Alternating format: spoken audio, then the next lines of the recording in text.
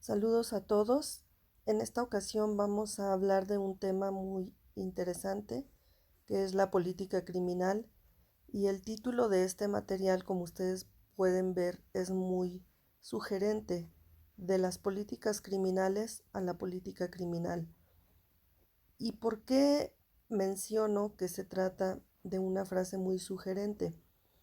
Hablar de política criminal nos coloca, al menos en nuestro país, en una situación de crítica y de carencia. De carencia porque la política criminal, como una política pública a nivel nacional, es prácticamente inexistente, y también lo es a nivel entidades federativas. Y de crítica porque hay muchos elementos que se ha decidido dejar de lado y que por ende no han sido tomados en consideración al momento de plantear algún tipo de política criminal. Y aquellos gobiernos que así lo han intentado se han quedado en esfuerzos desarticulados de llevar a cabo una verdadera política criminal. Y hablar de las políticas criminales a la política criminal como si esto fuera una transición de una política criminal como un calificativo de que la política que se está aplicando no es la correcta y que sugiere una transición a una verdadera política criminal como política pública. Bueno, pues es un camino que se encuentra abierto, pero que se está transitando sobre él sin que se haya llegado o sin que se haya logrado, salvo escasas pues acciones que se realizan, como les mencionaba hace un momento, de forma desarticulada, y que bien a bien no han logrado encontrar un camino, no han logrado aterrizarse en una verdadera política pública que se encuentra enfocada a combatir el fenómeno delictivo. Es por ello que les hago estos comentarios introductorios. Bien, el fenómeno criminal es el conjunto de tres realidades: la realidad jurídica, que es la que se refiere al delito; la realidad individual, que se refiere al delincuente; y la realidad social, que se refiere a la delincuencia. Acotación sobre el inciso B, la realidad individual o el delincuente.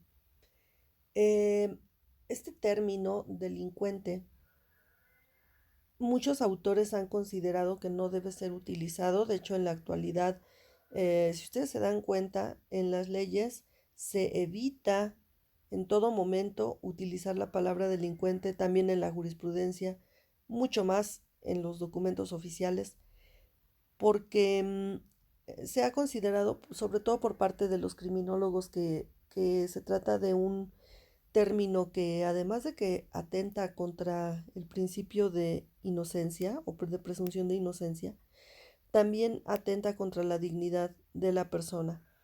No obstante ello, a nivel social e incluso a nivel de la criminología, sobre todo de los orígenes de la criminología, bueno, pues siempre se ha utilizado este término delincuente, ¿no? Con esa aclaración de que, bueno, se ha recomendado que no se utilice este término, vamos a aclarar únicamente que nos estamos refiriendo al sujeto activo del delito. E independientemente de esas consideraciones que les acabo de realizar, que, bueno, serán materia de otra discusión o de otra aclaración al respecto, en este momento solamente nos estamos refiriendo a esta persona como el sujeto activo del delito, sin mayores consideraciones. Esa realidad jurídica que se encuentra referida al delito y la realidad individual que se refiere, como lo decía, al delincuente, por el momento las vamos a dejar de lado porque no son las que nos interesan. Nos interesa la realidad social, que se refiere a la delincuencia como un fenómeno de esa índole, es decir, como un fenómeno social. Solamente vamos a acotar que en lo que hace al delito nos estamos refiriendo al delito tipo, es decir, a la descripción objetiva que la ley realiza de esa conducta que es considerada como delito. aunque también existe una consideración que nos lleva al tipo de delito, que es una vez que se comete esta conducta que se encuentra descrita por la ley, el cariz o las em, diferentes modalidades que esa conducta toma. A eso nos referimos con el tipo de delito, que por supuesto se encuentra encaminado a la tutela de ciertos bienes jurídicos que se consideran valiosos para la sociedad. El delito es una realidad jurídica y trasciende en la sociedad a través de una persona. Esa persona, como decíamos, es a que vamos a llamar el delincuente, es decir, la persona que comete un delito y que por supuesto en la actualidad ya se sabe, porque se ha estudiado de manera muy amplia, que recibe influencias de todo orden, como lo son físicas, sociales, biológicas y psicológicas. Y ante la ley, lo único que vamos a resaltar en este punto es que este sujeto debe tener capacidad de entender y de querer, es decir, que debe ser imputable, porque recuerden que si el sujeto es inimputable, pues no estará condicionado por las consecuencias que establece la legislación penal. Les decía que nos vamos a enfocar a este punto que es el que nos interesa y es el de la delincuencia como un fenómeno social. La delincuencia hablábamos hace un momento de que es una realidad social, uno de sus enfoques en la realidad social. Esta realidad tiene como contenido el conjunto de delitos que en un momento dado y dentro de una sociedad determinada se presentan, o el conjunto de delitos que se presentan en el mundo. Si a la delincuencia la relacionamos con un país, o con una región, o con una raza, o con una religión, entonces va a tener particularidades que permiten conocer sus causas. Y este estudio no se va a enfocar tanto al individuo, sino también se enfocará al país, a la región, a la raza, etcétera. Cuando tenga estas condicionantes, cuando tenga estas variantes, el estudio de la delincuencia tendrá también diferentes enfoques. Por eso afirmamos que se le puede examinar desde el punto de vista de su extensión, de su intensidad, de su orientación y de su frecuencia. Vamos a ver a qué se refieren estos aspectos. En cuanto a la extensión de la delincuencia, estamos hablando de un área social hipotética que ocupa en relación con el resto del comportamiento humano. ¿Qué quiere decir esto? El lugar de importancia que se le reserva en relación con el resto de las actividades humanas. Esto nos lleva entonces a afirmar que habrá lugares en donde esta extensión sea amplia y en donde lo sea menos. En el caso de nuestro país, desgraciadamente, la extensión perdón, de la delincuencia es amplia. Esta área es difícil de determinar, pero sí se puede afirmar que en toda sociedad, cualquiera que ésta sea, es decir, desarrollada, subdesarrollada o en vías de desarrollo, siempre engendra un núcleo delincuencial. Este núcleo delincuencial puede ser o muy amplio o restringido. Esta extensión de la delincuencia puede ocupar un porcentaje mínimo, medio o grande, de acuerdo con la cantidad de delitos que se presentan en una sociedad en relación con el número total de habitantes. Es por ello que no resulta correcto comparar estos porcentajes entre poblaciones que tienen mayor o menor número de integrantes o que tienen mayor o menor condición de, sobre todo política y económica, de enfrentar estos fenómenos. Es decir, es completamente incorrecto comparar la extensión de la delincuencia en un país como lo es México, con un país como lo es Estados Unidos, por ejemplo, ¿no? Que poblacionalmente hablando es mucho más grande que México, cuyo territorio también es mucho más grande, cuyas condiciones políticas y económicas son muy distintas a las de México. Habría que determinar en todo caso, para un estudio comparativo, justamente los criterios a partir de los cuales se van a comparar, y habría que ver si estos criterios permiten la comparación, porque en realidad son tan diversos estos criterios que pueden llevar a resultados erróneos si no se determinan de una manera adecuada. Bien, refiriéndonos entonces a la extensión de la delincuencia, al momento de analizar este punto es necesario tener presente que se puede dividir en extensión legal, aparente o real.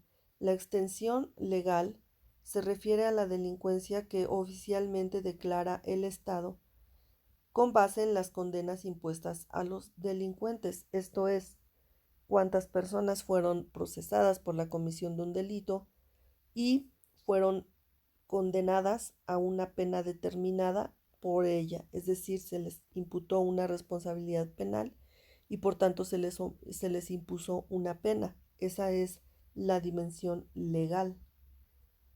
La aparente es la que llega a las oficinas policiales pero que no motivan un proceso, o bien que llegan a la esfera judicial pero el proceso termina por sobreseimiento o por absolución.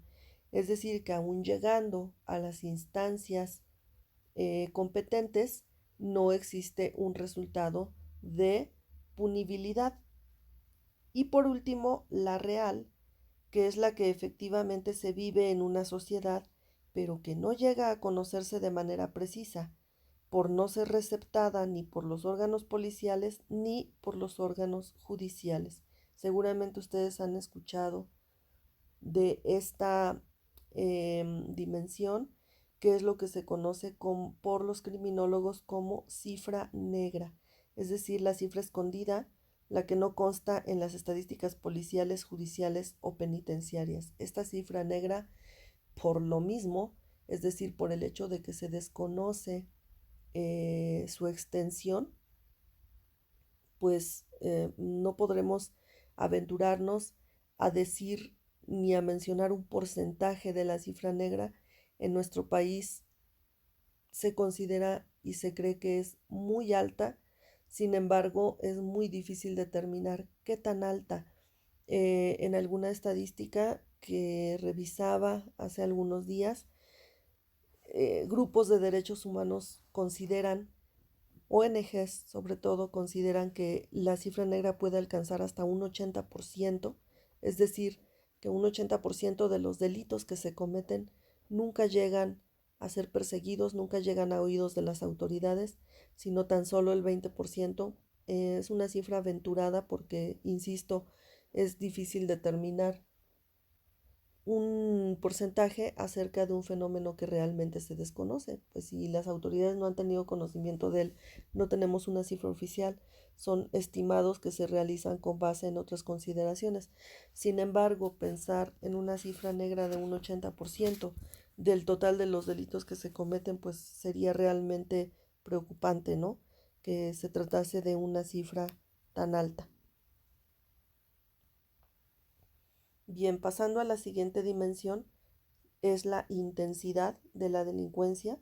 Esta se refiere a la cualidad de los delitos, es decir, a la mayor o menor gravedad de los delitos. Tradicionalmente se reconoce la intensidad con base en una clasificación de los delitos en graves, menos graves y leves. Claro que esta clasificación también es arbitraria porque, bueno, es difícil determinar cuáles delitos deben ser considerados graves y bajo qué circunstancias, ¿no? Realmente la clasificación legal de los delitos graves es muy amplia. Si ustedes revisan el Código Penal, verán que muchos delitos son considerados graves, y dentro de estos, pues algunos teóricos han considerado que se debiera revisar si efectivamente se trata de un delito grave o no, porque para que se afirme que un delito es grave, se tienen que realizar varias consideraciones que tienen que ver, por ejemplo, con la lesividad de la conducta, con el bien jurídico tutelado y con el tipo de actuación del agente o del sujeto activo. Entonces, no es un criterio fácil de determinar, sin embargo, por lo general tenemos clasificaciones legales de los delitos graves. El siguiente aspecto es la orientación o dirección de la delincuencia. Este se refiere a la naturaleza del objeto de la acción delictuosa, es decir, aquellos que se cometen contra las personas, contra el honor, contra la libertad, contra la salud, etc. Algunas sociedades tienen de manera particular y suprema una delincuencia adquisitiva mayor que la violenta y otras a la inversa. Por ejemplo, en nuestro país, por desgracia, tenemos una delincuencia violenta mayor que la adquisitiva. Sin embargo, está relacionada con la adquisitiva, porque uno de los graves problemas que se sufre en nuestro país y que es justamente la delincuencia organizada, genera grandes cantidades de muertos al año y está relacionada con la delincuencia adquisitiva porque si bien no deriva directamente de delitos patrimoniales, sí está relacionada con condiciones económicas. El otro ámbito es la frecuencia de la delincuencia. Esto tiene que ver con su mayor o menor aparición dentro del medio social. Algunas veces cierta clase de delitos se dan solo en determinadas épocas y otros tipos de delitos se dan de manera cotidiana.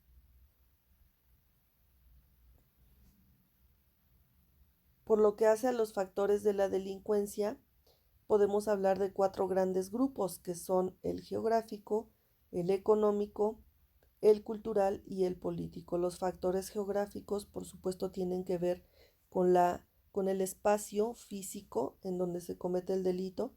Los factores económicos tienen que ver con la economía, tanto del sujeto activo como del sujeto pasivo, como la economía nacional, esto por supuesto hablando de los tipos de delitos a los cuales nos refiramos. Los factores culturales tienen que ver con el grupo social en el cual se llevan a cabo estos actos delictivos y los factores políticos tienen que ver con la actuación que el Estado tiene frente al fenómeno delincuencial. Cuando se realiza un diagnóstico de la delincuencia regional, se puede establecer el pronóstico con fines de política criminal.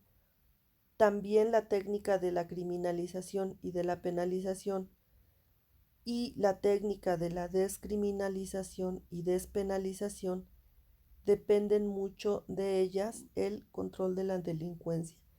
Fíjense cuántos son los aspectos de estas áreas o estos aspectos de los que hemos hablado que están directamente relacionados con el fenómeno criminal, deben ser tomados en consideración para la elaboración de una política criminal.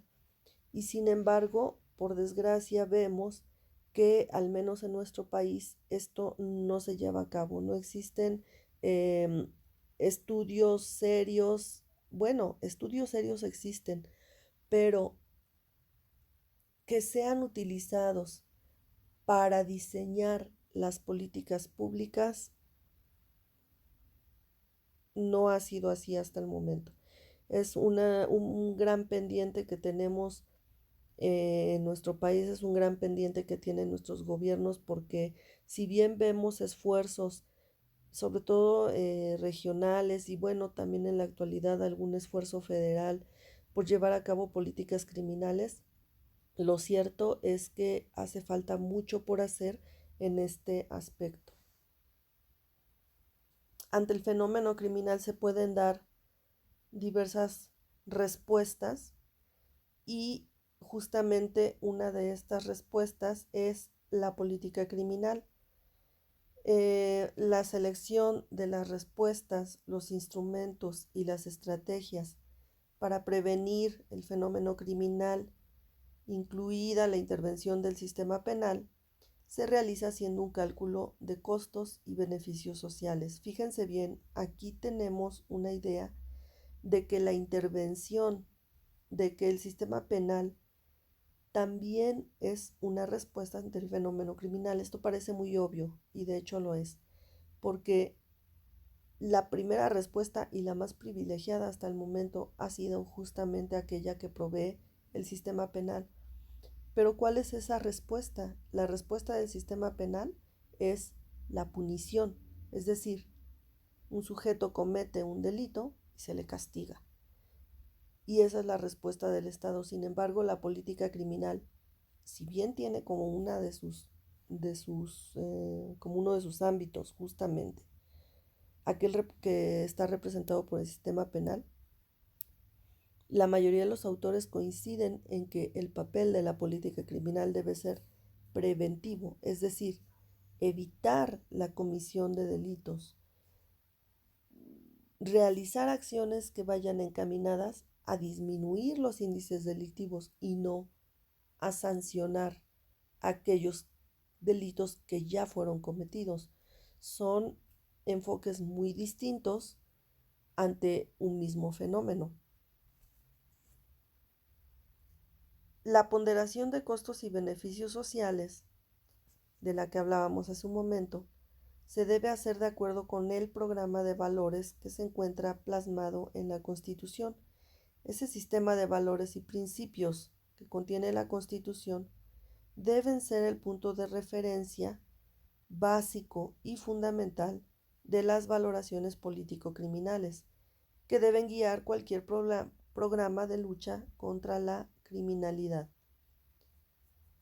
Como principios político-criminales fundamentales, podemos resaltar el principio de subsidiariedad y dentro de este se encuentran los principios de oportunidad, menor lesividad y el de necesidad, así como el principio de humanidad, el de eficacia y los principios fundamentadores y limitadores del jus poniendi, de los que hablamos ya en otra ocasión. Todos estos principios deben guiar una política criminal adecuada. Si no se coordina una política criminal y si la que se coordina no cumple con estos principios, el resultado obvio es que esa política criminal no funciona. Se queda muy lejos de lograr sus objetivos y no satisface la necesidad social que existe de que haya una adecuada respuesta del Estado ante el fenómeno criminal. Si la política criminal es la disciplina que estudia los mecanismos idóneos para hacer frente a una criminalidad determinada desde un punto de vista preventivo y no solo represivo, y que para seleccionarlo se rige por una serie de principios que se derivan de las características del Estado social y democrático de derecho en que se inscribe, se colige que la política criminal no puede pertenecer simplemente al ámbito de la política jurídica o la política penal, sino que tiene que pertenecer al ámbito más amplio de la política social de un Estado determinado.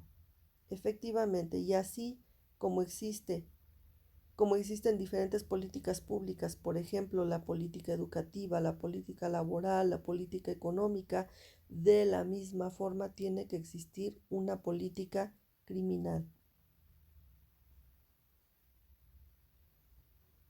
Podemos distinguir tres fases en la actuación de la política criminal. En una primera fase, esta actúa orientando al legislador para la creación del derecho penal o de nuevas instituciones jurídico-penales o extrapenales para la prevención de delitos. En una segunda fase, una vez que ya existe la ley penal, la política criminal interviene dentro del proceso mismo de elaboración dogmática, animando, orientando o confirmando las categorías sistemáticas y las tendencias interpretativas.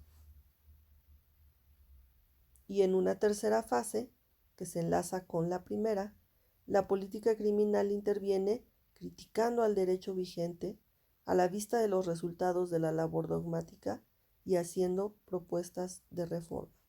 Y fíjense en esto, la todavía reciente reforma del sistema penal que hemos tenido en su país es justamente o fue inspirada justamente por una respuesta político-criminal ante el fenómeno delictivo delicado que se vive en nuestro país.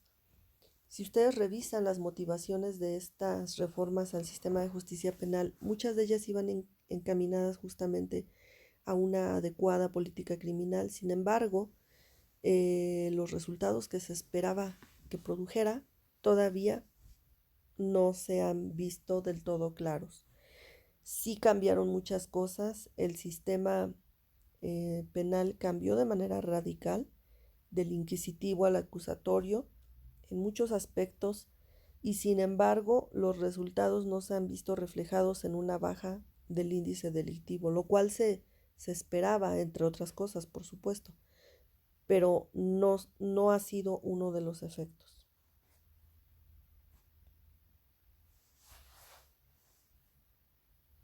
Pasamos a otro tema mucho más teórico, mucho más dogmático, que se refiere a la estructura propia de la política criminal, y nuestro programa establece que hablemos de las corrientes liberales. Desde el punto de vista político-criminal, la ciencia del derecho penal parece tener un consenso en las últimas décadas, en el sentido de que este es la reacción más grave del Estado y por tanto se debe reducir a su mínima expresión. Este es el principio del que probablemente, seguramente ustedes ya han escuchado hablar, que es el principio de mínima intervención. Algunas corrientes han tomado una postura reduccionista y han pugnado por la despenalización y por la aplicación de penas alternativas. Es decir, existen personas, autores sobre todo, que consideran que el derecho penal debiera reducirse, incluso algunos afirman que debiera desaparecer y que debiera ser sustituido por otras formas de regulación social. Cuando nos referimos a la despenalización, hablamos de que se despenalicen conductas, perdón por la redundancia, pero ahorita les explico a qué se refiere, que se despenalicen conductas, esto es, que ciertas conductas que son consideradas como delitos ya no lo sean, y que por tanto, esto no quiere decir que no se sancionen, sino que deben ser sancionadas de otra forma y no con una pena, es decir, que salgan del ámbito del derecho penal. Eso es la despenalización. Y la aplicación de penas alternativas es, o se refiere, a que, alternativas sobre todo a la pena de prisión, a que las conductas delictivas o algunas conductas delictivas, las que sean susceptibles de, dejen de castigarse con prisión y comiencen a penalizarse de otra forma. Las penas alternativas, como ustedes saben, se refieren a la aplicación de otro tipo de consecuencia a la conducta delictiva, como puede ser el trabajo a favor de la comunidad, el aislamiento en un lugar determinado, o el hecho de que se inmovilice a la persona, pero no en una prisión, sino en su hogar, por ejemplo, la colocación de dispositivos electrónicos, la restricción para acudir a ciertos lugares, la privación de derechos, etcétera. Entonces, aquellas sanciones que no tengan que ver con una pena de prisión. Sin embargo, recientemente se rescata la postura de la modernización del derecho penal, y fíjense que estamos contemplando este binomio reduccionismo contra expansionismo. Es decir, en un extremo están aquellos que creen que son los menos, dicho sea de paso, que el derecho penal se tiene que reducir o hasta desaparecer, que los delitos que se consideren como tal deben ser los menos. Y por otro lado están aquellos que consideran que más conductas deben ser consideradas delitos y por tanto el derecho penal se debe expandir. Dentro de esta modernización encontramos una corriente que se ha dado en llamar el derecho penal del enemigo. Este pretende despojar de la categoría de ciudadanos a ciertos individuos que por ser considerados peligrosos deben ser tratados como eso, como enemigos. Seguramente ustedes han escuchado ya hablar de esta corriente del derecho penal del enemigo, que de hecho y en la práctica, eh, pues sí podemos decir que ha permeado. De hecho, en nuestra legislación, sobre todo en lo que hace a las leyes sobre delincuencia organizada y en la política internacional, vemos que sí cuadra con esta concepción de que ciertos individuos son enemigos del Estado y por tanto se les debe dar un trato diferenciado y se les debe castigar de una manera más fuerte. En el otro extremo, les decía, se encuentra la teoría abolicionista. Surge sobre todo en Europa occidental, se caracteriza por plantear que el derecho penal como sistema es anacrónico y debe desaparecer y debe ser reemplazado. Estas posturas abolicionistas tienen como premisa una política criminal eminentemente desreguladora, a partir de tres claves. La primera de ellas es el daño y su reparación, la segunda son los conflictos interpersonales y la tercera son los acuerdos reparatorios. ¿Por qué estas tres claves y por qué hablamos de una política criminal desreguladora desde la postura abolicionista? Bueno, se considera que se debe recuperar el papel de la víctima. Esto está relacionado también con el gran avance que ha tenido en los últimos años la victimología.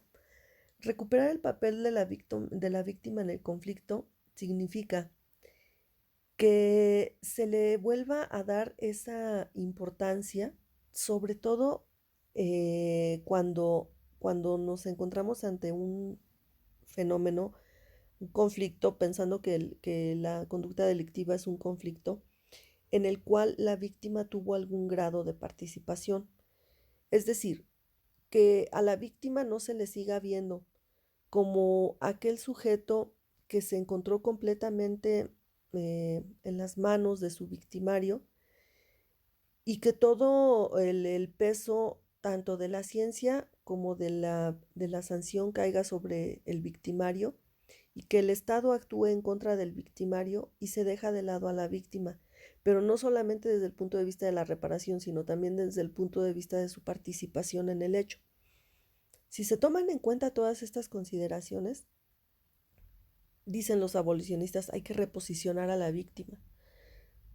Que la víctima también tome las riendas de lo que sucedió en ese conflicto, y es por eso que hablamos de que una de las claves es el acuerdo reparatorio, porque si la víctima considera que el daño que se le infligió ya fue reparado, ello permite recuperar el equilibrio entre víctima y victimario y por tanto anular el conflicto. Por supuesto, son planteamientos que resultan novedosos, al menos para nosotros, y que nos llevan a cuestionar si efectivamente esta pudiera ser una salida o una solución para algún tipo de fenómeno criminal. Considero que no para todos, pero para algún tipo de delitos es completamente viable. Y es justamente lo que plantean estas corrientes. Sin embargo, esto requiere, por supuesto, un análisis mucho más profundo. Habríamos de hablar de la propia esencia del derecho penal y de lo que ha venido buscando en las últimas décadas, sobre todo con tendencias a la punición que hemos visto que no han funcionado, que no han dado los resultados buscados simplemente porque el fenómeno delictivo sigue creciendo. Bueno, a pesar de que son planteamientos novedosos, son teorías que no han tenido éxito. De hecho, en la realidad está sucediendo lo contrario. El derecho penal se está expandiendo. Si ustedes se dan cuenta, en nuestro país esta tendencia es muy clara. Todo lo queremos hacer delito. Los legisladores tienen mucho esta tendencia a penalizar conductas y no a lo contrario, a despenalizarlas. Es indispensable tener presente que toda política criminal que pretenda reducir la intervención del derecho penal, ya sea a través de la descriminalización, que sería eh, haciendo que menos conductas sean delitos, la despenalización, que sería quitándole la pena a ciertas conductas, la descarcelización, que sería que ciertos delitos ya no sean castigados con cárcel, etcétera, tiene que ir acompañada de una política social de transformación de las estructuras socioeconómicas tendente a reducir la marginalidad y la desigualdad. Esto es muy obvio. Mientras esas condiciones socioeconómicas, mientras la marginalidad y la desigualdad no disminuyan, tampoco disminuirá el fenómeno delictivo. Y bien, pues este último punto del que hablaremos, que son las perspectivas de la política criminal en México, no es para nada sencillo porque, como les comentaba al inicio de esta breve charla,